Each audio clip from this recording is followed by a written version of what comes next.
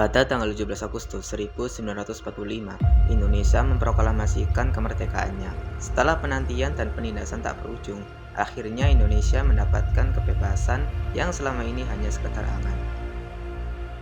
Pastinya, perjuangan tidak berakhir hanya karena Indonesia telah merdeka dari penjajahan. Kenyataannya, para tentara sekutu masih mengusik Indonesia dengan persiapan yang lebih matang lagi lantaran tidak terima akan kemerdekaan negara kita. Oleh karena itu, banyak sekali perang yang terjadi di berbagai daerah setelah kemerdekaan Indonesia. Salah satu daerah yang ikut berperang untuk mempertahankan kemerdekaan adalah Manado, Sulawesi Utara. Karena itu, pada video kali ini, kita akan menceritakan sejarah peristiwa Merah Putih di Manado pada tanggal 14 Februari 1946. Langsung saja kita masuk ke dalam topiknya.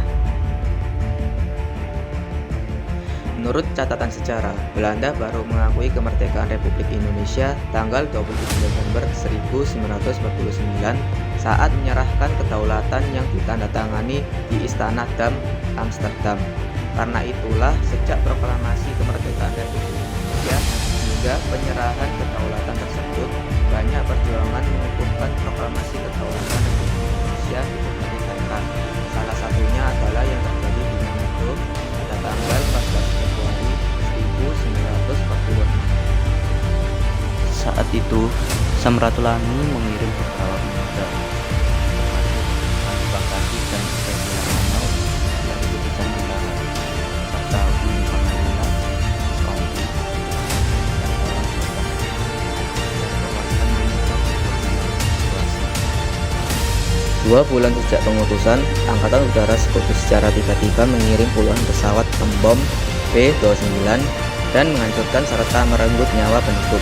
Kejadian tersebut membuat Jepang mencurigai adanya mata-mata sekutu yang berperan sebagai tokoh nasionalis.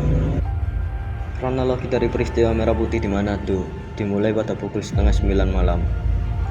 Pukul setengah 10 saat apel malam, kelompok pejuang yang terdiri dari Wakil Komandan Regu 1, Mambiruntu Kahu, Wadanru 2, Gerson Andries, Wadanru 3, Mas Hitam, Komandan Verkener Jus Kotambunan, anggota Regu 4 Lengkong Hitam, beserta Verkener Werhantau mulai mempersiapkan diri mereka. Pukul 12.30 malam, seluruh anggota yang masih di luar diperintahkan Sersan Piket Suparpun buat tidur, dikarenakan bakal ada pemeriksaan malam yang dilakukan Komandan Kompi 7 Letnan Kardiat dan Komandan Peleton Serma Witzer.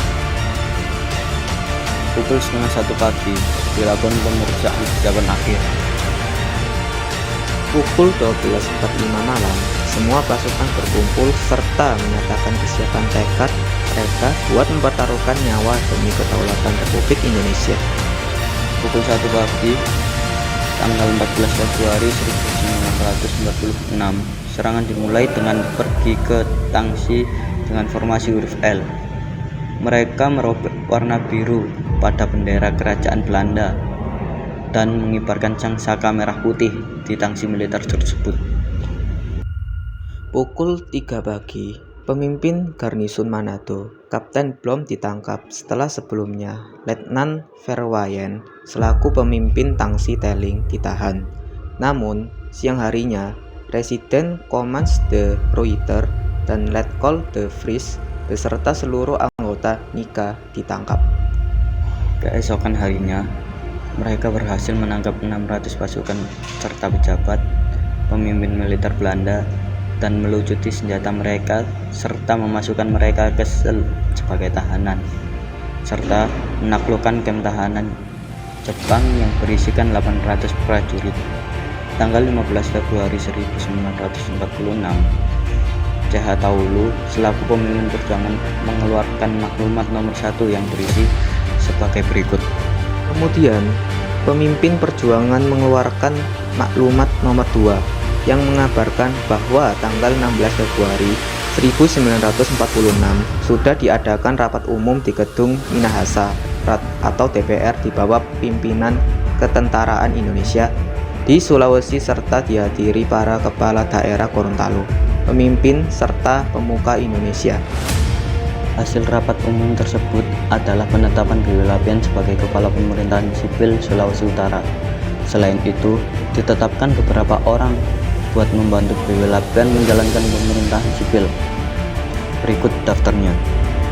Tanggal 16 Februari 1946, selebaran yang menyatakan bahwa kekuasaan seluruh Manado sudah ada di tangan Republik Indonesia diedarkan. Sejarah peristiwa Merah Putih di Manado diakhiri dengan pengakuan dunia internasional. Peristiwa Merah Putih diberitakan berulang kali melalui siaran radio dan telegraf yang dilakukan oleh Dinas Perhubungan Militer di Manado. Telegraf tersebut kemudian disalurkan oleh radio Australia, menjadikan siaran tersebut sebagai berita utama.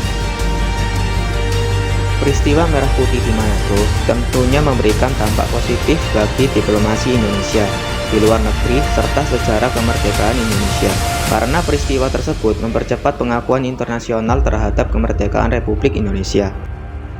Peristiwa Merah Putih di Manado memperkuat makna proklamasi kemerdekaan Republik Indonesia tanggal 17 Agustus 1945 dan perjuangan para tokoh proklamator kemerdekaan Republik Indonesia, serta berhasil meyakinkan dunia internasional bahwa perjuangan kemerdekaan dilakukan segenap rakyat Indonesia yang tersebar di seluruh wilayahnya. Nah, sejarah perjuangan mempertahankan kemerdekaan tidak bisa dilogakkan hanya karena sudah tidak sama. Tidak terasa kita sudah menjelaskan sebagian besar tentang peristiwanya. Maka tanpa basa-basi kami pamit undur diri. Dan terima kasih telah menyimak sampai akhir. Bye-bye.